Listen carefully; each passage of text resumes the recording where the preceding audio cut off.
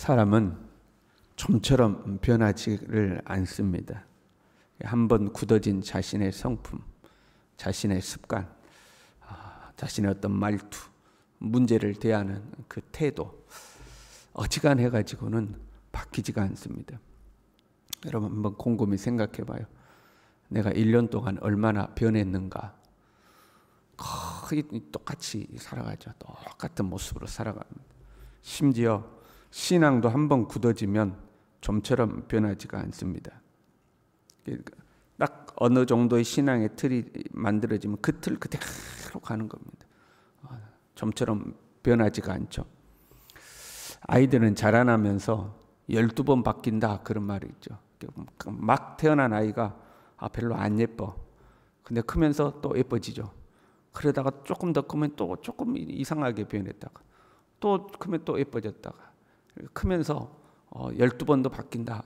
얼굴과 그의 생김새들이 변해간다는 거죠. 그런데 다 자라고 나면요, 한 번 딱 성장기가 끝나서 고정된 얼굴은 바뀌지가 않습니다. 그때부터는 바뀌는 게 아니라 늙어가는 거죠. 딱 만들어진 형태에서 점점 늙어지는 거죠. 바뀌지가 한 번 굳어지면 바뀌지가 않습니다. 우리가 신앙생활하다가 내 신앙의 동료의 모습 속에서 하나님 앞에서 변해야 되고 바뀌어야 되고 고쳐야 되는 모습들이 보였다고 한번 생각해 봐요. 그러면 우리가 이렇게 조언할 수 있겠죠. 집사님, 집사님이 기도를 좀 더 많이 하면 좋을 것 같아요. 집사님 하나님 앞에 조금 더 헌신해 봐요. 그러면 참 하나님 축복하실 것 같은데. 집사님 그 성격 조금만 고치면 하나님 앞에 참 좋을 것 같습니다. 우리가 그렇게 한번 조언했다고 생각해 봐요.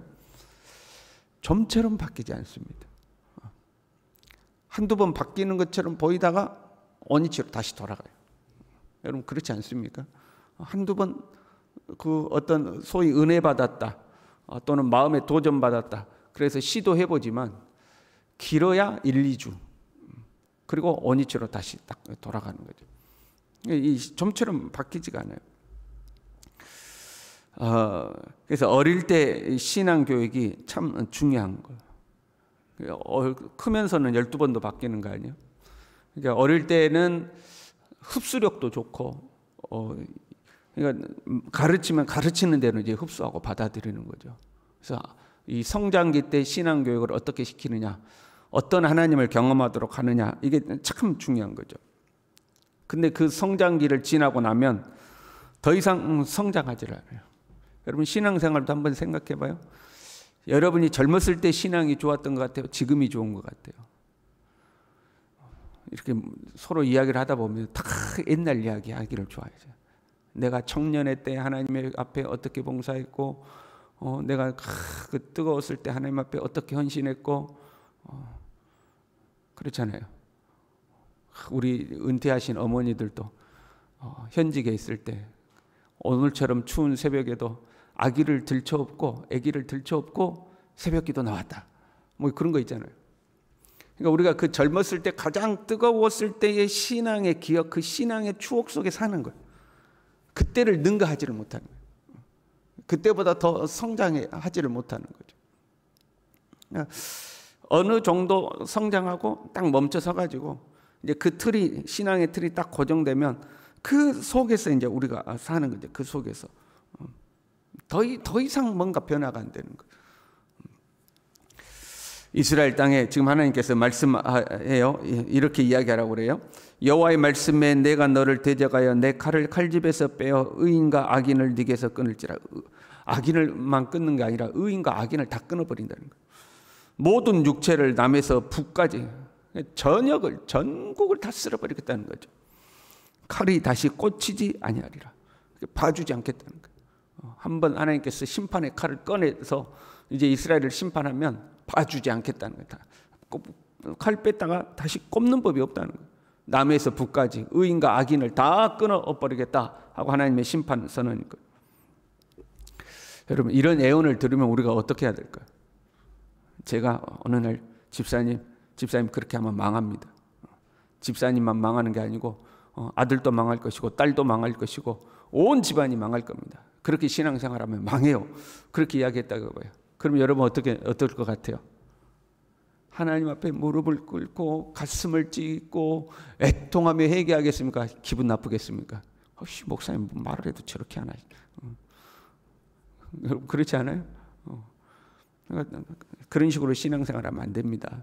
하나님 앞에 그렇게 신앙생활하면 안 됩니다. 그렇게 이야기하며 회개하고 가슴을 찢는 것이 아니라 기분 나쁜 거죠. 나도 신앙생활 할 만큼 했는데 말이야. 나도 알아서 다 잘하고 있는데 말씀을 해도 저렇게 하시나? 여러분 이렇게 되는 거죠.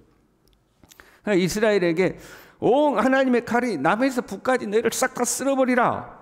그런데 무감각한 거예요. 아무 반응이 없어요. 좀처럼 변하지가 않아요. 그런갑다 하고 넘어가는 거죠. 그래서 어떤 선지자들은 핍박을 받는 거죠. 기분 나쁘게 그런 소리 하냐 하고 이제 핍박을 받거나 백성들이 무감각하거나 전혀 반응이 없는 거죠. 딱 그 굳어진 틀에 그대로 있는 겁니다. 그래서 6절에 이렇게 말씀하셔요. 인자야 탄식하되 너는 허리가 끊어지듯 탄식하라. 그들의 목전에서 슬피 탄식하라. 그냥 여호와의 칼이 여러분을 쓸어버릴 겁니다. 그렇게 하지 말고 슬피 탄식하라는 거예요. 집사님 그렇게 살면 망합니다. 그렇게 살면 아들도 망하고 딸도 망하고 신앙생활 그렇게 하면 절대적으로 망합니다. 안 됩니다 하고 슬피 탄식하는 막 허리가 끊어지듯이 막 탄식을 하라는 거예요. 사람들이 아니 왜 그렇게 막 하냐고 그렇게 물어보면 재앙이 다가온다는 소문 때문입니다라고 말하는 거예요. 당신에게 지금 재앙이 다가오고 있습니다. 이 나라에 재앙이 다가오고 있습니다. 허리가 끊어지듯이 이야기하라는 거예요. 9절에도요. 인자야 너는 애언하여 여호와의 말씀을 이같이 말하라. 칼이여 칼이여 날카롭고도 빛나도다. 날카롭고도 빛난 칼이 나오다. 15절에는요. 그 칼이 번개 같고 죽이기 위하여 날카로웠다. 그 날카로웠던 이유가 뭐냐면 죽이는 칼이 빛났던 이유는 뭐냐면 번개처럼 막 다닌다는 거예요. 그 칼이 임한다는 거예요. 그래서 이 예언도 어떻게 하냐면요. 12절에요. 인자야 너는 부르짖어 슬피 울지어다. 부르짖고 슬피 울면서 빛나고 날카로운 칼이 우리에게 온단 말이에요.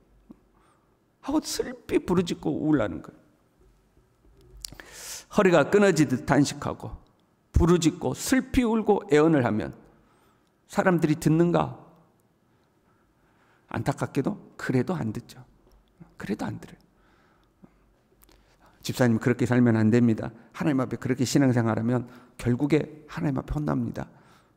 그렇게 말해도 안 듣고 집사님 절대 그렇게 신앙생활하면 안 됩니다. 정신을 똑바로 차리십시오. 그러면 망합니다. 그래도 안 듣고 그래도 안 된다. 그래서 결국 나라가 망하고 백성들은 다 포로 잡혀가고 가족들은 뿔뿔이 흩어져 그때가 올 때까지 안 듣는 거죠. 심판이 현실이 될 때까지 안 듣는 거예요. 하나님이 오래 참으신 줄도 모르고 선지자가 저렇게 슬피 울며 허리가 끊어지듯 단식해도 봐라 별일 있냐? 어제도 괜찮고 오늘도 괜찮고 한 달 지났는데 괜찮고 아무렇지도 않다. 하나님이 참고 인내하고 계신 줄도 모르고 그러다가 결국에 하나님의 심판이 임할 때까지 그렇게 되는 거예요. 누가복음 7장 31절에요.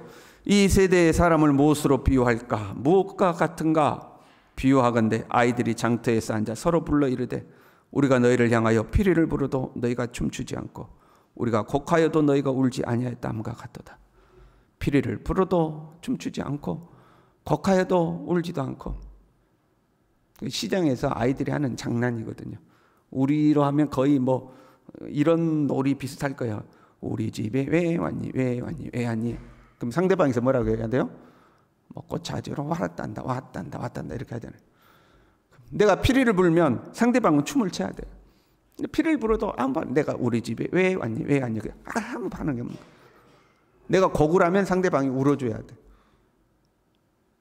근데 한쪽에서는 하는데 한쪽에서는 아무 반응이 없대. 이 세대가 그렇다는 거예요. 이 세대가. 마치 노아가 홍수가 나기 전까지 외쳐도 듣지를 않고 반응이 없던 사람들. 방주 문이 닫히기 전까지 먹고 마시고 시집가고 장가가고 그냥 외치는 노아라 보고 미쳤다고 그러고 저 노인네 애절하냐 말이야. 이 맑은 하늘에 먼 비가 온다고 좀 미친 놓친 내가 말이야. 애절하냐. 오히려 손가락질하고 비난하고, 심지어는 노아의 사이들조차도 농담으로 여겼어요. 아이고 우리 장인 어른 나이가 들더니 치매가 왔는갑다. 농담으로 여겼다 이렇게 돼 있어요. 우리 시대도 마찬가지죠. 많은 사람들이 교회의 외침을 듣지를 않습니다. 하나님이 살아계십니다. 죽음으로 이 세상이 끝나는 것이 아니고 천국과 지옥이 존재합니다. 예수님을 믿어야지만 천국 갈 수 있습니다. 오직 예수 그리스도가 유일한 길이요 진리요 생명이십니다. 그 예수님을 당신의 구세주로 받아들이십시오. 그래야 당신의 죄사함을 받을 수가 있습니다. 안 들은, 그렇게 살면 지옥 갑니다. 안 들어 오히려 기분 나쁘지. 기분 나쁘게 재수없게 지옥은 안 듣는 거죠. 그리고 오히려 교회를 조롱합니다. 저 미련한 것들. 사람들이 노아 보고 조롱하지 않았겠어요? 저 미련한 노진의 산 꼭대기에다가 저 배를 짓는다고. 미쳐도 단단히 미쳤다고 말이에요. 아니 배를 지으려면 해변가에 강가에 지어야 될 거 아니에요. 근데 산 꼭대기에다 배를 만들어 놓고 내일부터 비 온다고 저렇게 애치고 있으니 그 조롱하는 거예요. 오늘날 세상도 교회를 조롱하죠. 그렇게 살면 지옥 갑니다. 참 미련한 것들, 뭔 천국 지옥. 아이고, 이 과학 문명이 발달한 이런 시대에 말이야. 저 교회에 빠져가지고 돈이나 뜯기고 시간 뜯기고 재능 뜯기고 저렇게 미련하게 살아간다고 손가락질하고 비난하고 안 되는 거죠. 세상은 그렇다고 치고요. 하나님을 믿는 우리들조차도 하나님의 말씀을 가벼이 여길 때가 많이 있는 거예요. 하나님을 믿는 우리들, 안 믿는 사람은 그렇다 치고, 여러분 하나님의 말씀을 중하게 여기십니까? 중하게 여기는 그 중은 무거울 중이에요. 말씀을 무겁게 받아들이는 거예요. 하나님의 말씀이 선포되면 그 말씀을 무겁게 받아들여야 돼. 대수롭지 않게 생각해요. 대수롭지 않게. 그 말씀 다 알고 있어. 집사님 기도를 좀 더 하시면 좋을 것 같다. 맞아. 기도하면 좋지. 가볍게 여기는 거죠. 어떤 말씀이 나에게 다가오면 그 말씀을 무겁게 여기고, 어떻게든 이 말씀을 감당해야 되는데, 이게 아니고 맞아 나도 다 알아. 아유 그렇게 하면 좋긴 하지. 가볍게 여기는 거죠. 우리가 신앙생활을 오래 하다 보면요, 내 스스로가 내 자신은 안정권이라고 여겨요. 안정권이야. 나는 이 정도 신앙생활하면 그래도 괜찮아. 뭐 나는 천국 가는 것은 당연한 거고, 뭐 이 정도는 괜찮아. 자기 스스로를 그렇게 안정권이라고 여기고, 신앙의 오랜 경험이 내 신앙과 믿음을 보장해 준다고 생각하는 거죠. 그러다 보면 하나님의 말씀을 대수롭지 않게 여겨요. 이 정도는 어겨도 되고, 이 정도는 좀 빼먹어도 괜찮고, 이 정도는 좀 넘어가도 괜찮고, 그렇게 생각하죠. 아주 가벼운 예로 보면 예배 시간 좀 나는 좀 늦어도 괜찮아, 뭐 이런 생각할 때가 있잖아요. 예배 시간 전에 철저히 예배 시간을 지키고 막 와가지고 예배 전에 준비하고 기도하고 예배를 하는 게 아니고, 신앙생활 오래 하면 좀 늦게 가도 한 5분 늦게 가도 괜찮아. 앞에는 뭐 하고 목사님이 설교 전까지만 들어가면 괜찮아. 왜? 나는 신앙생활 오래 했으니까 괜찮아. 가볍게 여기게 되는 거죠. 경건의 삶을 소홀히 하면서도 두려움이 없어져요. 그렇게 하면 망합니다. 그렇게 하면 하나님 기뻐하지 않습니다. 그렇게 하다가 어떻게 하나님 만나려고 합니까? 제가 이번 주일에도 그런 주일 오후에 그렇게 서로 인사하자고 그랬잖아요. 그렇게 하다가 어떻게 하나님 만나려고 합니까? 그래도 두렵지가 않아. 뭔가 맞아, 내가 이렇게 살면 안 되지. 하나님 앞에 이렇게 신앙생활하면 안 되지. 그런 게 아니고 그냥 듣고 맞아. 나 이러다 주님 어떻게 만나지? 그리고 끝이죠. 이러다 주님 어떻게 만나지라는 생각이 들면 내 자신이 바뀌어야 되는데 안 바뀌어요. 완벽해서 변하지 않는 것이 아니라 이미 굳어져 가지고 안 변하는 거예요. 내가 완벽하면 변할 게 없잖아요.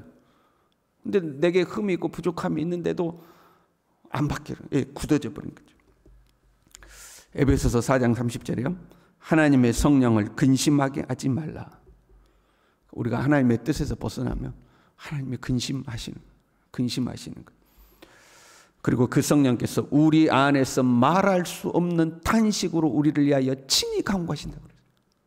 지금 에스겔을 향하여서 네 허리가 끊어지도록 네 허리가 끊어지도록 슬피 탄식하며 외치라고 그랬잖아요. 근데 성령께서 우리 안에서 말할 수 없는 탄식으로 외치신. 그래도 말을 안 들어. 그러면 안 되겠잖아요.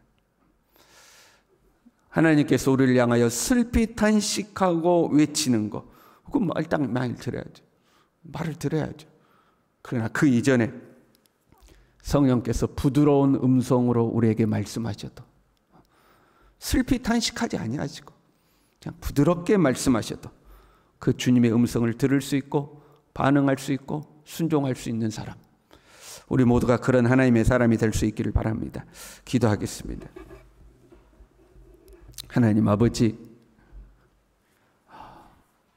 주님께서 우리에게 말씀하실 때에 부드러운 주님의 음성을 가벼이 여기지 아니하고 주님의 음성을 중히 여기고 주님이 말씀하시는 대로 살고자 몸부림을 치고 하나님의 그 인도에 순종하는 하나님의 사람이 다 될 수 있도록 우리 모두를 붙들어 주시옵소서. 예수님의 이름으로 기도 올리옵나이다. 아멘.